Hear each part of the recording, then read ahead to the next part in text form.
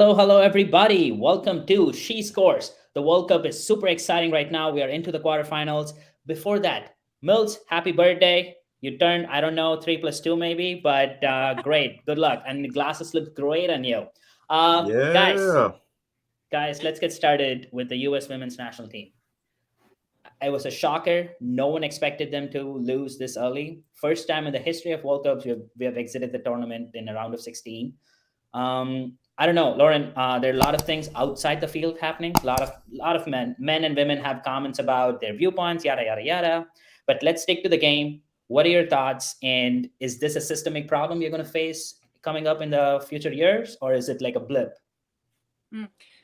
Hard to know for sure. I think yes and no.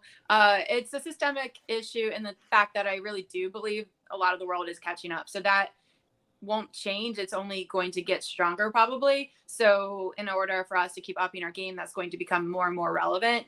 But where I don't know that it's necessarily going to be a recurring issue on this scale is some of the more blip-like features of this squad and this timing, more like the injuries, which is right up our alley in terms of how many players didn't even get to be named onto the roster Mm-hmm. because their injuries were so severe and long lasting. I mean, almost a third of the squad couldn't, be a part of the lineup. And Mm-hmm. that's a huge amount to try to readapt to and reformulate and gel together. So it's different when you have one or two people you're kind of subbing out versus a big chunk. So I think that was a big part of it and just unfortunate timing. And then Mm-hmm. just the kind of juxtaposition of some of the older players deciding if they were, there were decisions to be made. Are they fit? Are they coming out with the crew? Are they getting playing time? And Mm-hmm. those are kind of gambles. They have the record in the past of lots of goals and lots of contributions, but they also may be less fit. So the younger stars, maybe have been a bit undercooked, didn't have as much time to really bloom.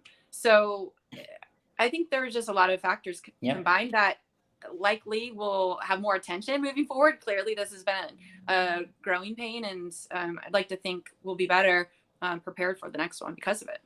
Yep. And I think one of the other reasons is like teams in England, Germany, Spain, like Man United, Man City, like all the teams are pumping in so much money into women's soccer right now, Mm-hmm. and they are having like especially like Premier League, women's Premier League. Yeah. They just signed like a record TV deal, so they are like pumping so much money, and our NWSL is kind of lagging behind. Like even like Alex Morgan and a lot of them want to go and play out there because the money is more. So I Mm-hmm. don't know like how this is like, and plus in the US our system is like collegiate athletes and then Yeah. coming into stuff, and in Europe it's like a club system. People start playing at the age of like 11, as young as 6. Messi started playing for Barcelona at like 11. So I think they're trying to like bring that model into women's soccer as well. So I think we need to be on top of it, and we have enough money now. Like no one can complain about the money. I think there's enough money for the grassroots level, and I hope we keep it up. Mr. Franz Milsey, what are your thoughts? Yeah, it's like just piggyback on what both of you guys said. Yeah, as Dr. Hago said, 14 new players were introduced into this roster because of injuries. But the main systemic problem, like you said, is development. Look at our American women. The whole development was being on be bigger, stronger, faster, and stuff like that. The technical ability and the tactical advancements of the squad have been stagnated because we were so focused on fitness. We were so much more athletic, so much faster than the other world. Now the world has athletes that can caught up to it. Look at Colombia. Look at Colombia running with a team like Jamaica. Like this, the speed of the game is getting better. And Vlatko Andonovski was outcoached in every match in this thing. Technically, he was outsmarted. Other managers were playing chess. He was playing checkers. Yeah. Well, we'll see. I think it's a good reminder for us. And I think our women are going to bounce back, of course. I think it's going to be great. We have great talent, and it's going to be great. Next World Cup is going to be awesome. Okay, let's jump on to the other awesome teams. England barely beat Nigeria. And it was, I don't know if you guys watched the game, but it was like a disaster. I was like, oh my God, this is going to be the next US team out there getting with Kara Walsh and everyone playing, and they Mm-hmm. still couldn't do it. They made it, but they didn't play well. I think, do you think let's touch upon that a little bit, injury, Lauren? Like I know she had an injury going into the game. and she ended up playing 120 minutes. Like, can you touch upon that, or like give us an insight of what happened there? Yeah, it's a really interesting case in terms of how it first looked and her reaction even on the field. She was seen mouthing to the physios or the medical squad coming out, I've done my knee. And so that sounds so British. But in the way she went down, she was stretchered off, indicating that maybe she couldn't put weight on it. So your mind starts racing, and I'm sure her mind was racing.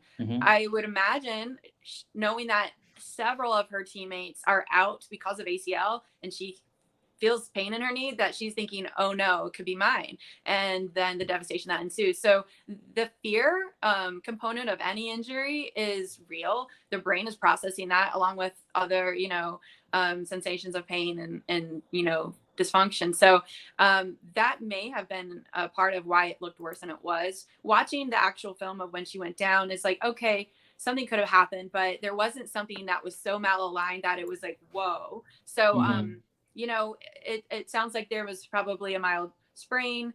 The good news is, if there were truly those valgus, the most medial forces on the knee, where the MCL would have been impaired, that area is more vascularized. So there is better healing potential with the blood flow. So that's one perk of that region of the knee too. So couple thoughts there. Well, yeah, that's good to know. That's great insight out there. And she needs to step up next game against Colombia, because Lauren James got a red card for a nasty tackle. And we don't know how many games she's going to miss, because FIFA is still working on her case, and they're going to potentially give us the news tomorrow, but she's definitely missing next game. And Millsy's new love affair with Colombia, because Mills loves jumping team from team. He likes to go to the winners. Millsy, give us more about your Colombia and your awesome striker, Catalina Usme. Okay? I do not jump. I haven't jumped on the bandwagon. I'm just saying people are sleeping on Colombia, because coming into the World Cup, people were going like, oh yeah, they're cute and stuff like that. They've knocked out some of the major teams there too. And do we realize what we're watching with Linda Caicedo? She has been the breakout star of this one. I mean, she is taking defenders' ankles left and right in the box. Her one-on-one ability is amazing. And look how organized they are defensively. Their pace, they're physical. They're organized. And that attack with Ramirez, Catalina Usme, who is their all-time leading goal scorer, and Linda Caicedo in it. Their midfield. They can speed it up. They can slow it down. They can go to a mid block.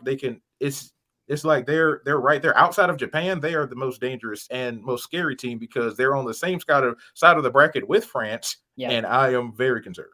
Yeah, but I don't think they have to beat England and then beat France. I agree. That's tall order. Yeah, talking about France, they are rolling. France, yes. Japan. Yes, France and Japan are, oh my God, they're in a roll. And even Spain won with 5-1. Yeah. So Lauren, what were some of your other takeaways from the round of 16? I mean, I love Lauren James. Like, just watching her ability to touch the ball, her first touch, and her finishing skills, and her power, yet control, her speed, her creativity. Like, she is exciting and reliable. It's like the whole package for me. And obviously that's going to be a big loss for them not to have her. She got pretty hot-headed stepping on that other player. Yeah. It was good TV, but not good to get the red card. But I have to be honest, I was a little jealous. Like, I covet having that kind of player. I would love that for the U.S. I hope that we grow into having some of those like firecrackers on our team for the following years. But so I'm going to still expect England to win. But yeah. England to win all or beat Colombia? Well, at least beat Colombia. But okay. I'm still I see them as a favorite to win still. Okay. I think Spain is up there. I think Colombia is a strong team. I'm curious how far they'll continue to take it. Yeah. I agree. Caicedo's incredible. Japan, I mean, for me, it's between England, Japan, Spain, then maybe France. I don't know. Yeah. Yeah. I think one of the things Japan, which might, if they especially play stronger and taller teams like England, is their height is going to be a big factor for Japan. That's going to be a challenge. Something which stood out to me was Australia's Oh yeah, Sam almost Kerr. forgot. Sam Kerr, like she missed the first 2 games, but then the third game, and I don't know, when she's on the field, like she's like the best women's player in my opinion right now, and she's amazing. And like she's actually on a poster behind me right now, so she's so good. Like I'm super excited for her. And I think next round, who do they play, Milsey, next round? Who do the ladies play? Let me check out the bracket. They play France. Australia plays it. They Australia, have France. They I think have that's the game. That's the they game gonna I'm get looking whooped. forward to. They gonna get whooped, and they gonna get No, whooped. I'm taking Australia over France. Okay. Blasphemy! No. Yeah. The way Diani and Lisa Mara are playing right now, no sir. Yes. I got Wendy Renard in the back and Almeida.